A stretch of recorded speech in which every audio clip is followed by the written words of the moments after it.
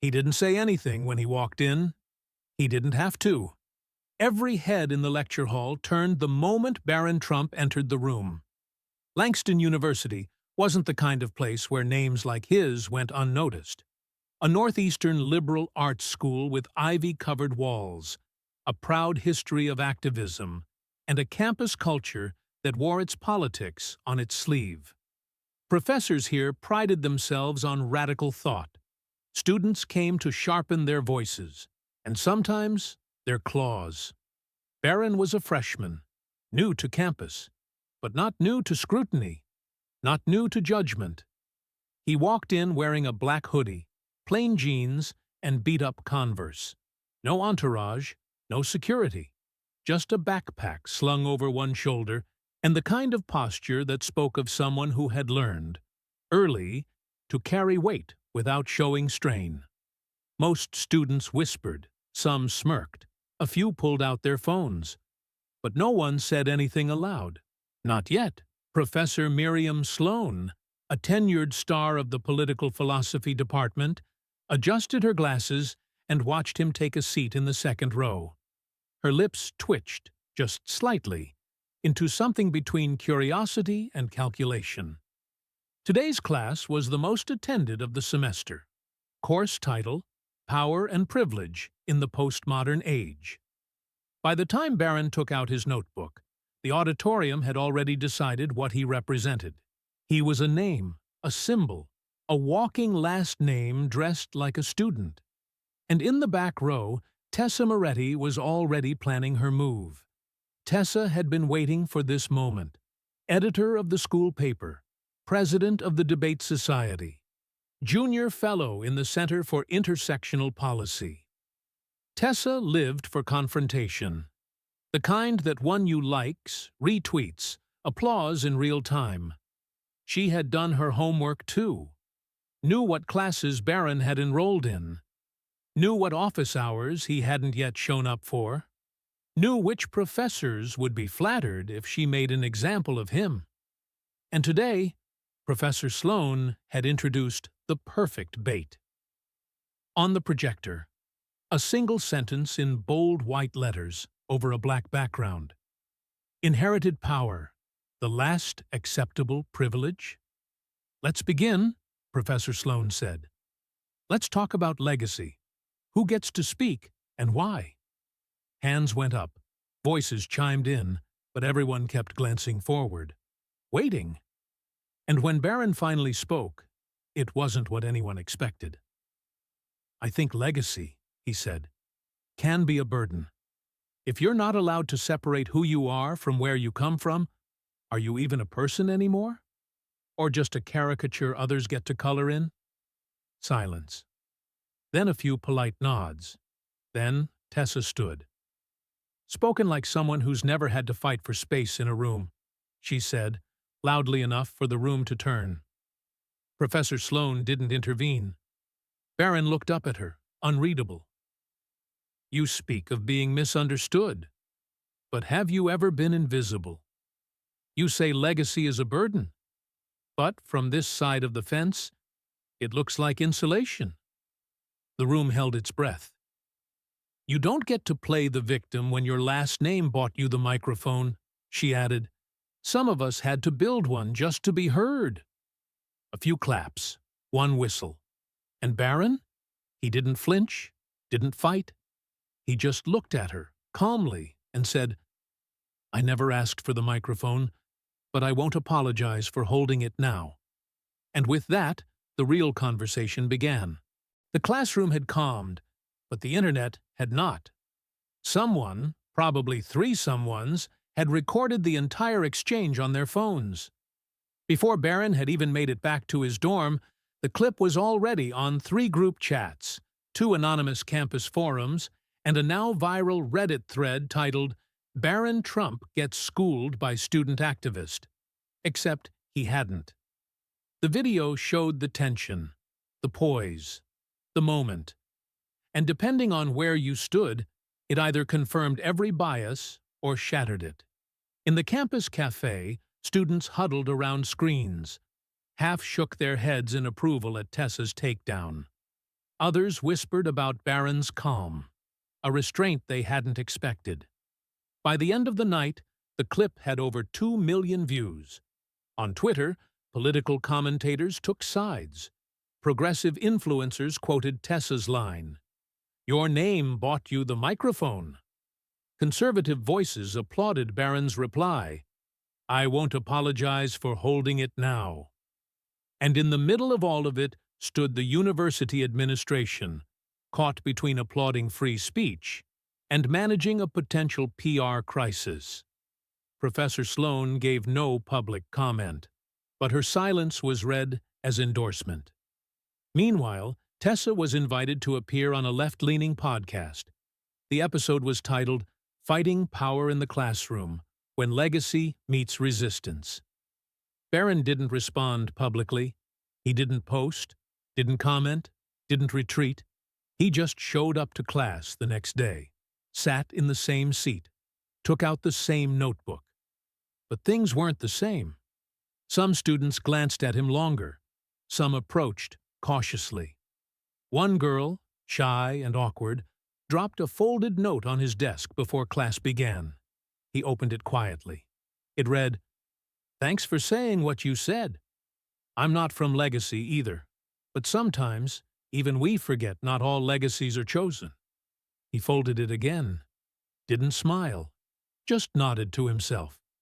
Because in a storm of headlines and hashtags, one thing had become clear. This wasn't just a campus moment anymore. It was a test of character, of perception, of who we let speak, and who we actually hear. Barron Trump didn't skip class. He didn't transfer schools. He didn't issue a statement. He didn't run from the moment. They did. By Monday, the classroom that had once buzzed with anticipation over the Trump kid was notably quieter. Not because the debate had ended, but because something had shifted. The spotlight, once turned outward in judgment, had now become a mirror. Professor Sloan began the lecture as usual, but her words felt forced. She didn't look at Barron.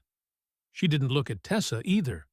Tessa, who had been celebrated for standing up, now faced her own share of scrutiny.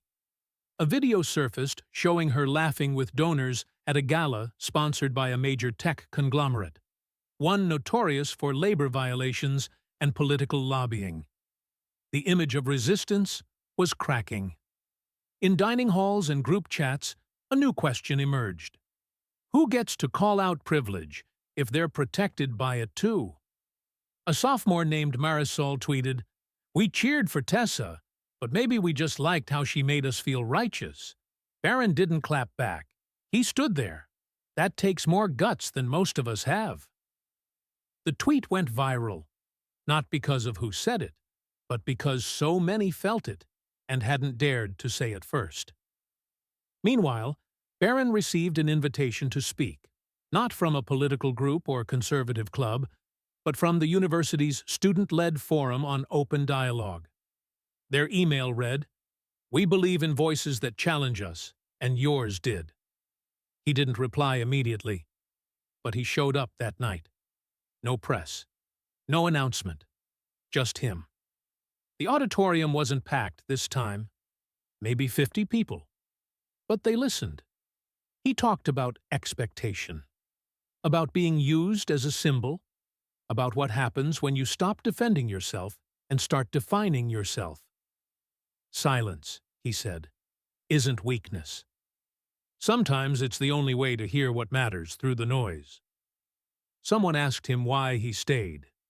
He paused. "Because if I leave, you'll never see me as more than a last name. But if I stay, maybe someone else will think they can too."